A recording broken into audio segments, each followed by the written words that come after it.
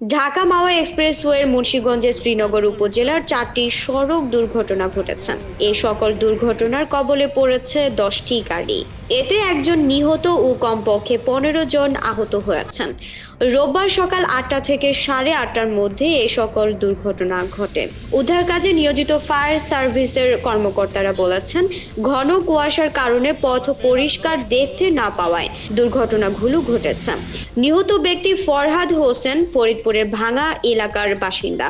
তিনি একজন বাসের চালক ছিলেন।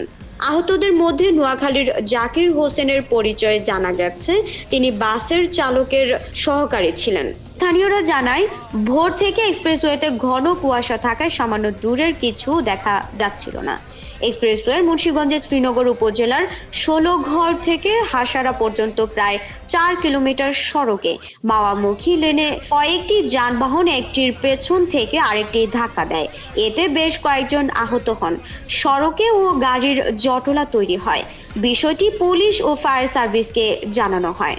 শ্রীনগর ফায়ার সার্ভিসের কর্মকর্তা দেওয়ান আজাদ বলেন, শ্রীনগর উপজেলার 16 ঘর থেকে হাসারা এলাকার 4 থেকে 5 কিলোমিটার জায়গা।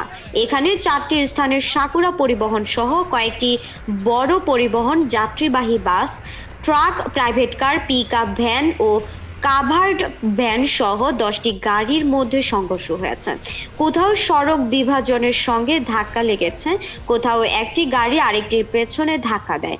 সবগুলো ঘটনায় ঘটেছে ঘন কুয়াশার কারণে। এসব ঘটনায় 10 থেকে 15 জন আহত হয়েছেন।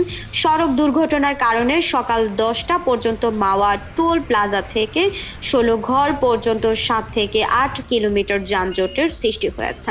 ফায়ার সার্ভিসের সদস্যরা উদ্ধার কাজ করছেন। শ্রীনগর উপজেলা স্বাস্থ্য কমপ্লেক্সের জরুরি বিভাগের চিকিৎসক মার্জিয়া মাহবুব বলেন, আহত অবস্থায় ফরহাদ হোসেন ও জাকির হোসেন নামে দুজনকে হাসপাতালে আনা হয়। জাকিরের রক্তক্ষরণ হলেও অবস্থা কিছুটা ভালো ছিল। তাকে প্রাথমিক চিকিৎসা দিয়ে ঢাকায় পাঠানো হয়। ফরহাদের কোমর ব্যথা হচ্ছিল। এক্স-রের পর তাকেও ঢাকায় পাঠানোর সিদ্ধান্ত হয়, কিন্তু এক্স-রে করার আগেই ফরহাদ মারা যান।